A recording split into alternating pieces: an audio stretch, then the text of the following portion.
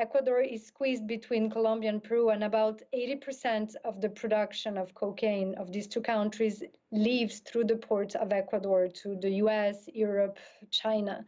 So Ecuador has become a major site of export for many reasons beyond its geographical location. One is the level of poverty.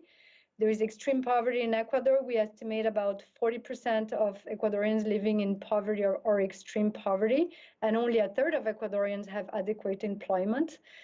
There is the fact that Ecuador is dollarized, right? So it's very easy for money laundering. It's very practical. There's the fact that it's a very failed state with a lot of structural corruptions from the government to the courts to the police and the military.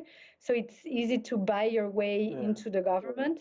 And even the Minister of the Interior has recently recognized that there is no separation between organized crime and the government. For instance, the US is now doing a security cooperation agreement with Ecuador. But if with one hand the US is helping to solve the security crisis and with the other it continues to buy drugs, it's a problem. The other side of the problem is that all of the violence that's exploding in Ecuador is based on guns, right? There's a lot of guns circulating that are coming from abroad.